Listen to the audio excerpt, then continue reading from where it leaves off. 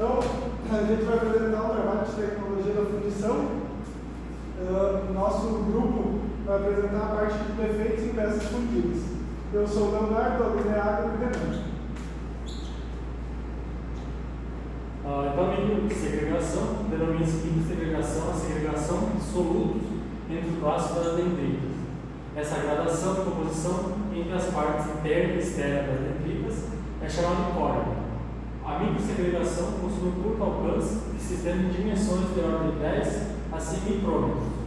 E a microsegregação pode ser usualmente removida pela difusão dos átomos e dos elementos em solução para o interior dos braços das dendritas por comportamento térmico de homogeneização. Segregação é definida como qualquer desvio da distribuição uniforme de elementos químicos em uma liga metálica. A segregação é causada pela rejeição de solutos da parte da liga já solidificada para a fase líquida, que após a solidificação resultam em gradientes de concentração na fase primária da microestrutura. Então, as variações de microsegregação, a microsegregação ela pode se apresentar sobre dois principais tipos, a intercelular e a intergranular. A intercelular ela é observada nos espaços intercelulares, onde aparecem com módulos de segregação ricos em soluto, e ela pode se manifestar mesmo em metais tecnicamente puros, levando ao acúmulo localizado da impureza. Já a intergranular, ou de contorno de grão, representada pelo acúmulo de soluto na união entre dois grãos, independente de outra segregação manifestante na microestrutura. As porosidades, então, são provocadas por absorção de gases antes do engotamento, como o hidrogênio, que pode ser proveniente da própria umidade do ar atmosférico ou da combustão de combustíveis fósseis, que são usados em aquecimentos e operações de fusão. Tem as paredes lisas, ligeiramente esféricas, sem comunicação exterior. As maiores aparecem isoladas, quando as menores em grupos de dimensões variáveis. As paredes internas das cavidades podem ser brilhantes ou oxidadas. Tratando-se de fundição de ferros fundidos, podem ter uma fina camada de grafite. Os defeitos podem aparecer em outras regiões da peça. No caso da porosidade, é bem visível na peça quando ela ocorre. Ocorre muito em bloco de motor também, essa parte de porosidade, mas dependendo ela tem um lado bom também, que é a parte de resfriamento. Causas. A porosidade do gás é a consequência da alta velocidade na qual o metal é injetado no molde. No entanto, também pode ser agravada pela presença de água na matriz e pela decomposição de qualquer composto orgânico dentro da matriz ou da manga de injeção.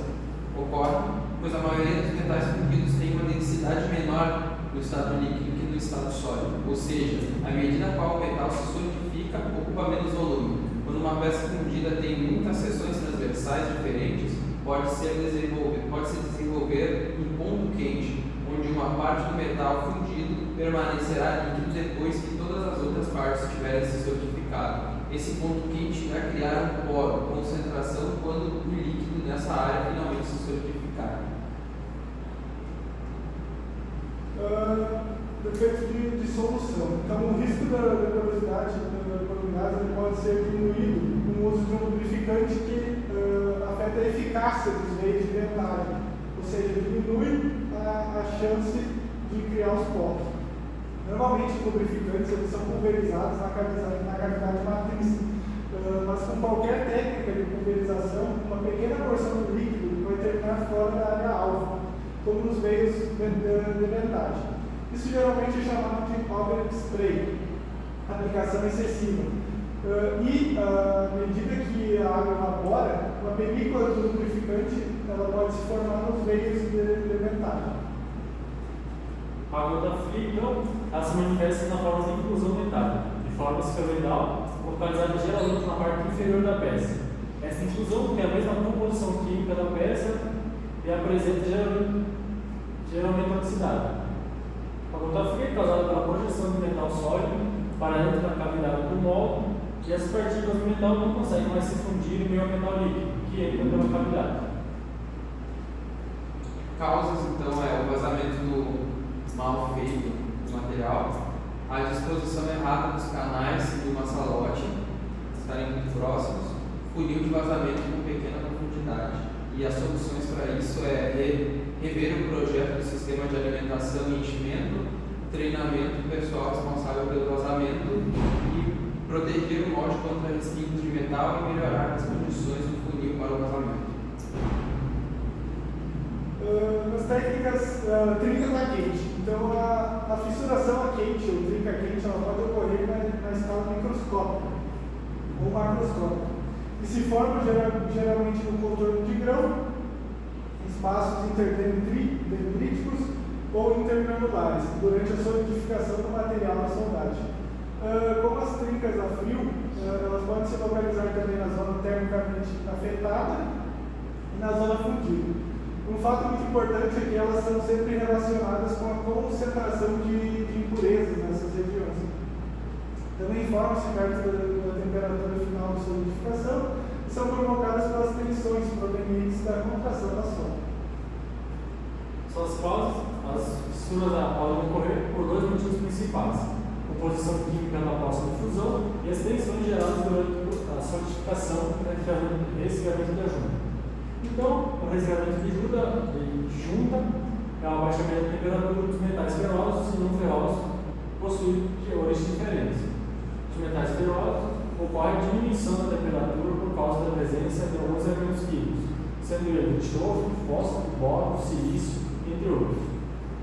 Já nos metais não ferrosos, as chances de ocorrer as trincas de solidificação é proporcional à extensão do intervalo de solidificação e à microsegregação de elementos da trinca.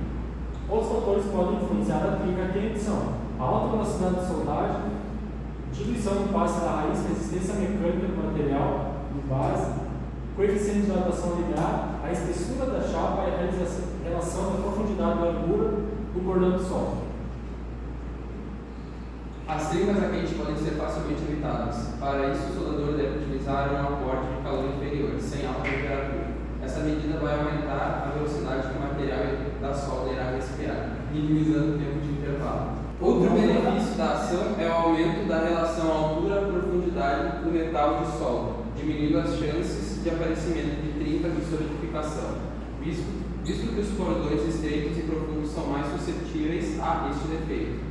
A relação altura-profundidade também pode ser aumentada com o uso de materiais de adição, com baixo teor de enxofre, fósforo e com um maior índice de manganês. Além disso, pode ser utilizado um maior raio do sulfuro, pois também aumenta essa relação de altura-profundidade. Então, a parte de rebarbas é um dos defeitos mais comuns dentro da parte de fundição.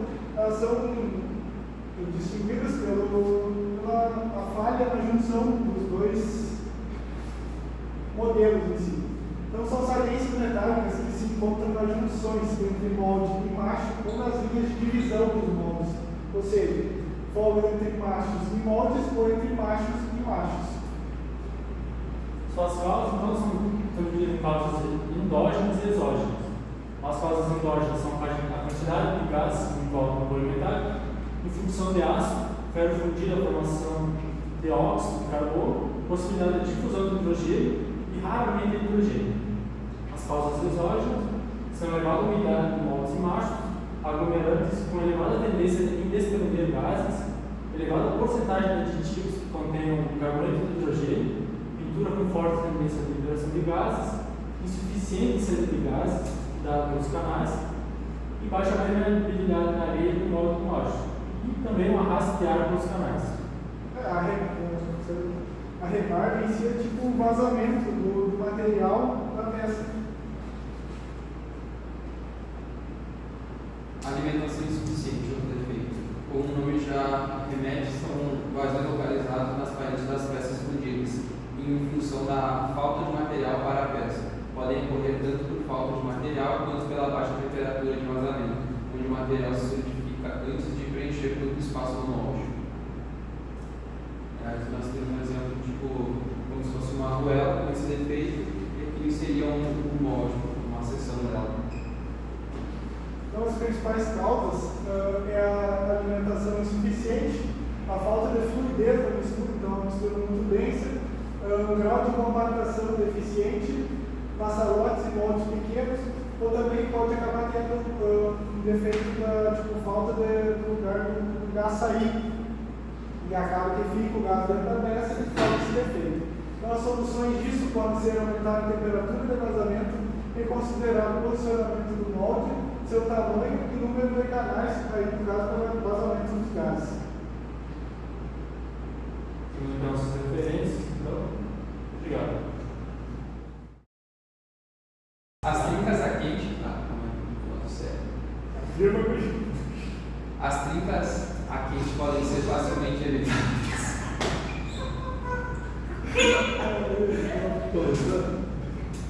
Ei, tá vendo bem, cara. Empresário. Essa parte vai cortar. Os cordões estreitos e profundos são mais suscetíveis a este efeito. Suscetíveis.